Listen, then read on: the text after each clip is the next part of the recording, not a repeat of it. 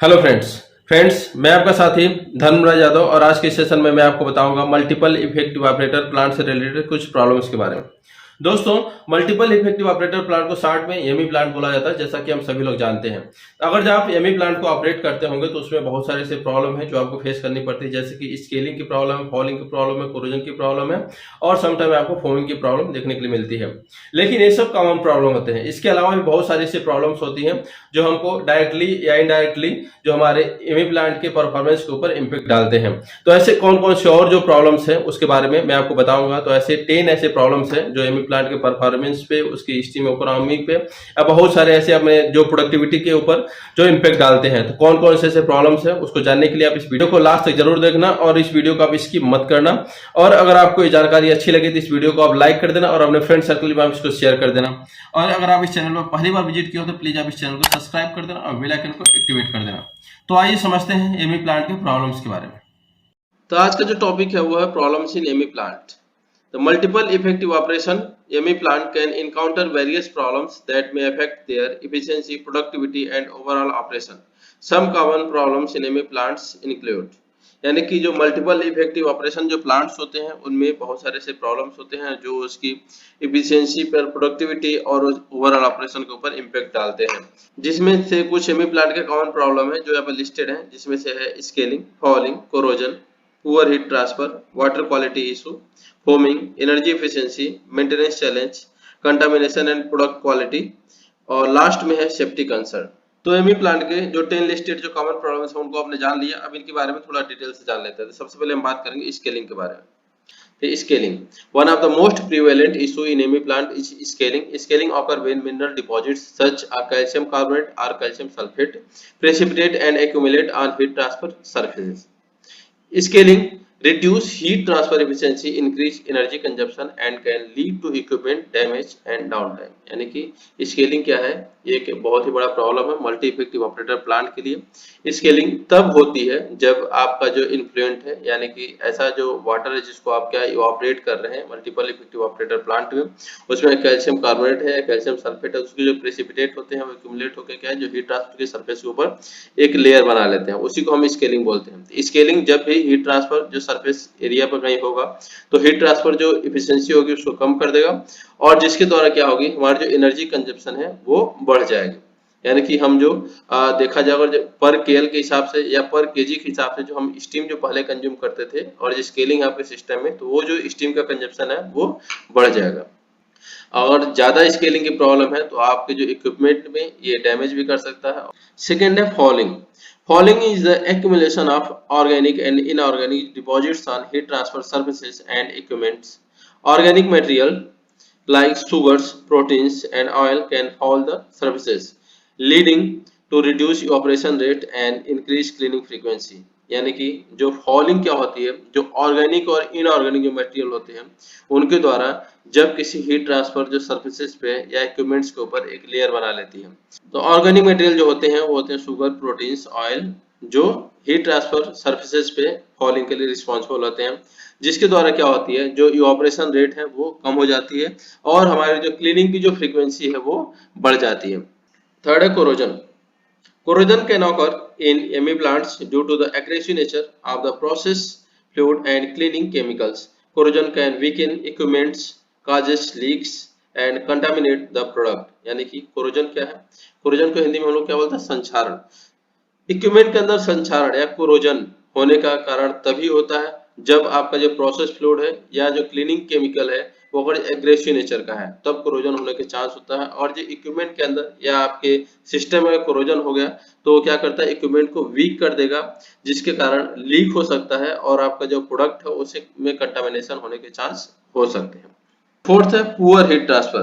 Problems with heat exchangers और other heat transfer equipments can lead to poor evaporation rates and reduce overall efficiency। यानी कि poor heat transfer का मतलब है कि अगर आपका जो हीट एक्सचेंजर्स है या हीट ट्रांसफर इक्विपमेंट्स है, अगर उसमें इवापोरेशन जो रेट्स हैं वो क्या होंगे, पुअर होंगे, तो आपका जो ओवरऑल जो प्लांट की जो एफिशिएंसी होगी वो भी क्या होगी, पुअर होगी। फिफ्थ है water quality issues. Poor quality feed water can lead to falling and scaling issues. Contaminants in feed water can contribute to the formation of deposits and reduced the efficiency the evaporation process। यानी कि feed water quality और जब आपकी अच्छी नहीं है, poor quality का है, तो उससे फॉलिंग और स्केलिंग की प्रॉब्लम होती है। और स्केलिंग और फॉलिंग की प्रॉब्लम है तो हीट ट्रांसफर सरफेस के ऊपर क्या होगा, एक वो लेयर डिपॉजिट कर देगा। लेयर डिपॉजिट हो जाएगा तो आपकी जो हीट ट्रांसफर जो एफिशिएंसी है वो क्या होगी, कम हो जाएगी। 6 है foaming.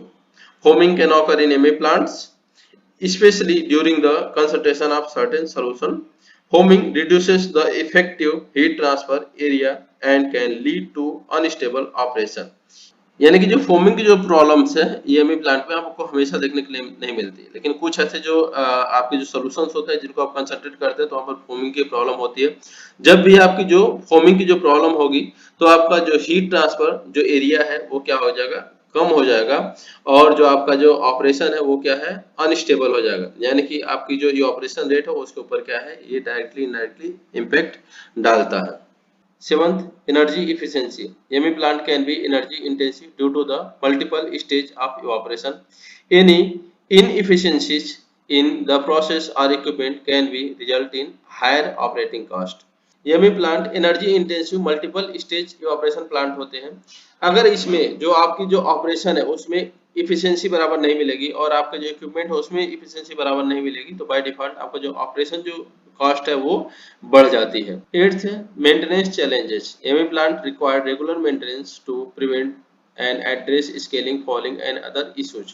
Proper maintenance practice are essential to ensure the plant operates at peak efficiency and to extended equipment life span।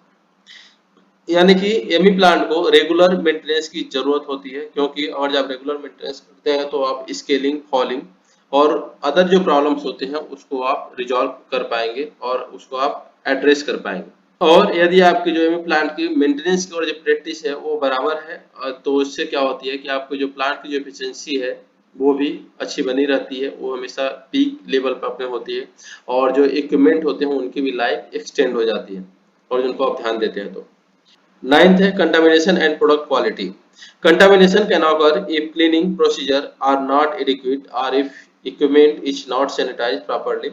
Contamination can negatively impact product quality and lead to safety concern। यानी कि contamination और product quality में problems आ रही है तो इसका मतलब है कि आपका जो क्लीनिंग का जो प्रोसीजर है उसको आप प्रॉपर अडॉप्ट नहीं किए हो और आपका जो इक्विपमेंट है उसको प्रॉपर क्या है, सैनिटाइज नहीं की हो, जिसका जो निगेटिव इम्पैक्ट आता है कि आपकी जो प्रोडक्ट की जो क्वालिटी होती है वो क्या होती है, खराब हो जाती है, और एक ये सेफ्टी का भी कंसर्न होता है जिससे आपके जो इक्विपमेंट के ऊपर भी इसका इम्पैक्ट पड़ता है। तो जो क्लीनिंग की जो प्रोसीजर होती है उसको मैं अगले वीडियो में बताऊंगा कि कैसे इक्विपमेंट को सैनिटाइज करते हैं, कैसे इसको क्लीन करते हैं, कैसे इसके अंदर की फॉलिंग स्केलिंग को कैसे रिमूव करते हैं और कौन से केमिकल से करते हैं। लास्ट पॉइंट है safety concerns. Handling and using cleaning chemicals such as caustic and acidic solutions pose safety risk to plant personnel। Proper safety protocols must be followed to prevent incident and injuries। यानी कि safety concern इसमें क्या है कि और जो आपकी जो क्लीनिंग साइकिल आपकी चलती है तो उसमें आप क्या है, एसिडिक और एल्कलाइन केमिकल का इस्तेमाल करते हैं, जिसमें से कास्टिक है, एसिडिक एसिड है, नाइट्रिक एसिड है, और भी जो केमिकल का आप इस्तेमाल करते हैं, और कोई ऐसे जो केमिकल होते हैं जिनको आप रनिंग प्लांट में आप डोज भी करते हैं। तो अगर जब प्रॉपर क्या है सेफ्टी जो इक्विपमेंट है उनको आप यूज करेंगे, सेफ्टी पीपीज का आप इस्तेमाल करेंगे तो जो इंसिडेंट के जो चांस है वो कम हो जाते हैं, जो इंसिडेंट क्या होगा, प्रिवेंट होगा और कोई भी इंजरी नहीं होगी। तो इस सेशन में आपने जाना कि एमई प्लांट में जो 10 कॉमन जो प्रॉब्लम्स होते हैं वो कौन कौन से हैं। तो अगर ये जानकारी आपको अच्छी लगी हो तो इस वीडियो को आप लाइक कर देना और अपने फ्रेंड सर्कल में आप इसको शेयर कर देना, और अगर आप इस चैनल पर नए हो तो प्लीज आप इस चैनल को सब्सक्राइब कर देना और बेल आइकन को एक्टिवेट कर देना। मिलते हैं नेक्स्ट वीडियो में नेक्स्ट टॉपिक के साथ। आज के लिए बस इतना ही। धन्यवाद दोस्तों।